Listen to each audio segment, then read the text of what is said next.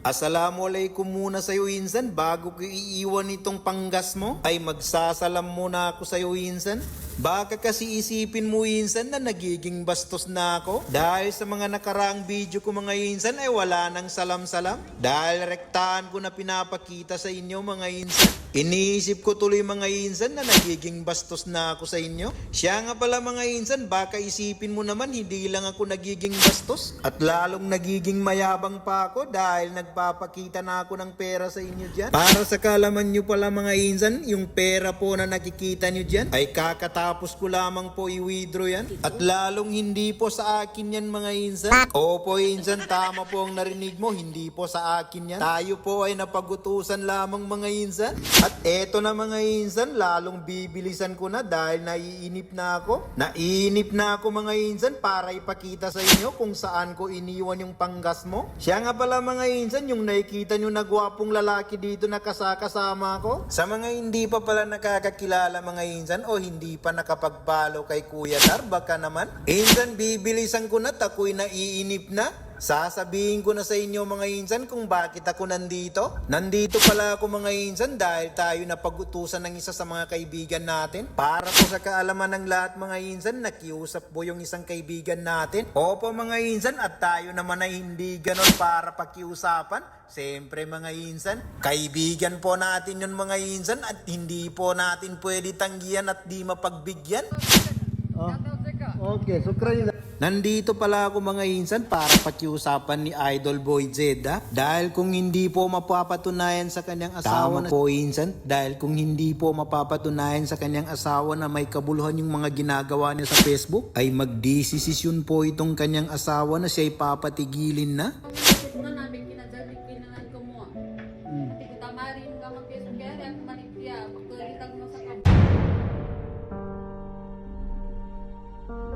Tama nga naman insan at siya'y papatigilin sa kanyang asawa, siya po ay nanghihinayang dahil bukod sa siya'y nalilibang dito sa Facebook ay may katotohanan naman talaga na kung masipag ka talagang kikita ka dito. Pero hindi muna yan ang pag-uusapan natin mga insan, dahil ang pag-uusapan natin ngayon mga insan kung paano natin masosorpresa yung kanyang asawa.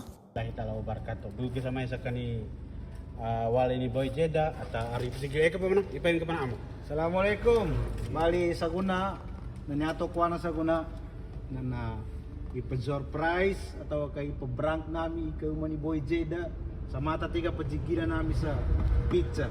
So ngayon mga insan, ang ginawa namin ni Kuya Tar, siyempre bago ko yan nilagay mga insan ay inipit ko muna yung sobre. At katulad po kanina mga insan, wala pong kaalam-alam yung kanyang asawa. At siya nga pa pala mga insan, kung tinatanong mo kung masarap ba yung pizza at kung saan ko ito nabili mga insan, dito lamang yan insan sa Dalikan. At kung gusto nyo rin tikman yung kanilang pizza dito mga insan, ay pwede po kayong mag-PM sa kanilang page. At kung kayo naman ay pauwi ng Cotabato o papunta pa lamang, ay pwede po kayong dumaan o tumawag muna para pick upin nyo na lang. At habang naghihintay kay insan, ay may coffee vendor rin sila para hindi ka mainip, magkapi ka muna.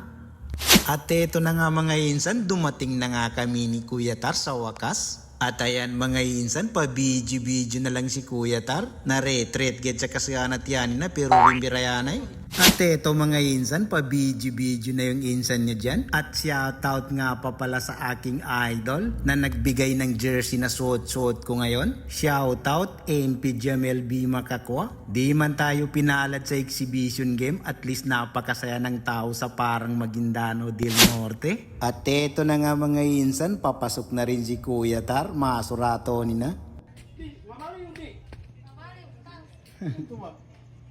Mamayaw si Kuya Tar. Okay man kasumat ko na video.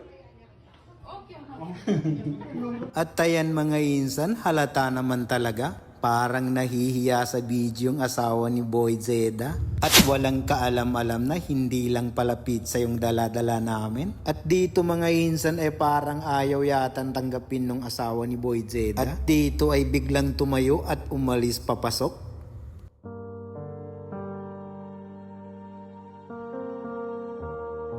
Ay hindi pala, binuksan lang pala yung ilaw insan. At dito ay bumalik na yung asawa ni Boy Zeda at dala-dala na yung gunting para tabungawan si Kuya Tar. At ay hindi pala, para buksan pala yung pizza. At dito mga insan ay dahan-dahan na niyang binubuksan na walang kaalam-alam na may nakaipit pala na sobre na andyan pala yung sahod na isosorpresa ng kanyang asawa na para hindi na magalit at hindi na papatigilin sa pagpi-Facebook. Sana all may sorpresa. At dito mga insan ay dahan-dahan na rin nakita yung sobre. At dahil nga't hindi alam ay siyempre kahit sino naman ay magtataka. At dito nga mga insan ay nagtaka talaga siya kung bakit mayroon sobre. At ngayon insan dahil binaba na yung sobre at mukhang hindi tatanggapin, ay nagpasya tayo na ipaliwanag kung ano yan at kung saan nanggaling. Tito, papa, di ka na matag niya ni si Gilay. Kanya tito siya. Na talimag ka ba niya ba, kakapara niya ba, kaparin, niya ba inadzuke ni Boy Jeda sa dahil man ang kasogan.